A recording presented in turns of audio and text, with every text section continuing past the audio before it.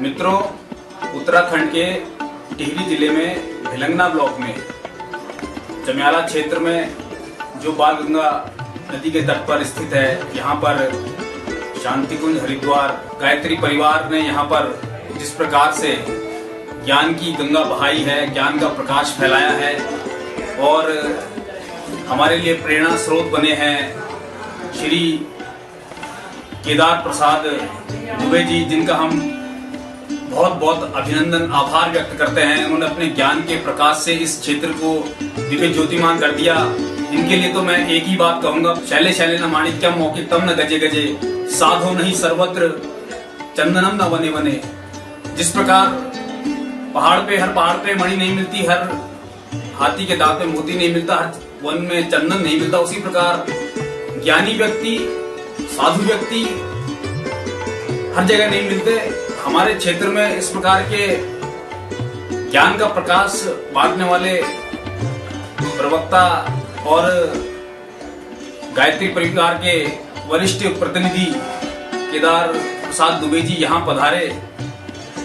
ये हमारे कार्यक्रम के प्रसारण से भी आपको इनके ज्ञान का जो भंडार है तो आपको उसको प्राप्त करने का सौभाग्य प्राप्त होगा। हम पूछेंगे दुबे जी से कि इस क्षेत्र में आकर कैसा इनको अनुभव हुआ, कैसा आभास हुआ और क्या अनुभव रहा दुबे जी का, बताएंगे।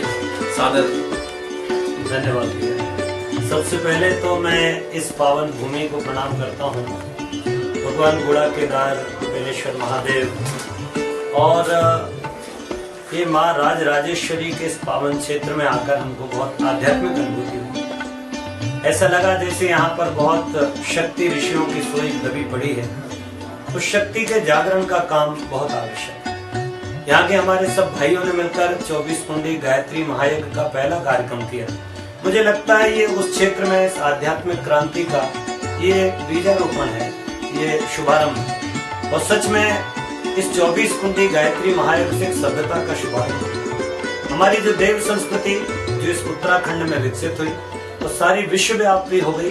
सारी दुनिया को जिसने मार्गदर्शन दिया, सारी मनुष्यता का जिसने पोषण और कल्याण किया, ऐसी संस्कृति का क्षेत्र ये दिव्य हिमालय क्षेत्र सच में वंदनीय है। इस यज्ञ के माध्यम से हमने अनेक प्रयोग किए।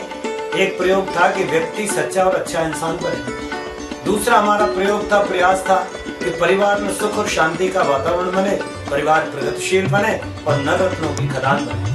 हमारी तीसरी कोशिश थी इस यज्ञ के माध्यम से एक संगठित, प्रगतिशील, बहुत ही शानदार समाज का निर्माण। और ये क्षेत्र सच में जिन विभूतियों, जिन समस्याओं से गुजर रहा है, जिन मुसीबतों से के दौर से चल रहा है, इन मुसीबतों की शांति, चाहे वो प्राकृतिक आपदा हो या फिर मानवीकृत आपदाएं, हम दोनों देख रहे हैं। एक तरफ तो प्रकृति रुष्ट दिखाई देती है, वहीं दूसरी ओर इस पूरे क्षेत्र में शाम होते से ही एक अलग तरह का वातावरण दिखता है।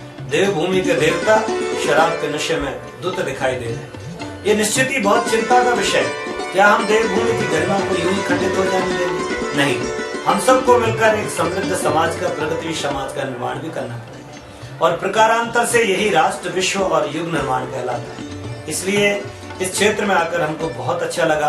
और शांतिकुंज की ओर से भी मैं चाहता हूँ कि यहाँ कोई केंद्र स्थापित हो जहाँ से बच्चों का नियमित संस्कार का क्रम बने, युवाओं के लिए जहाँ से प्रेरणा के क्रम बनते रहे, बहनों के लिए जहाँ स्वावलंबन, स्वाभिमान और स्वास्थ्य की बात होती रहे, आम आदमी के लिए भी जहाँ शिक्षा, स्वास्थ्य और स्वावलंबन का केंद्र बन जाए। तो निश्चित रूप से ये जो धारा 24 कुंडी यज्ञ के माध्यम से बही है, ये धारा अनवरत रूप से यहाँ बहती रहेगी माँ बाल गंगा के तट पर।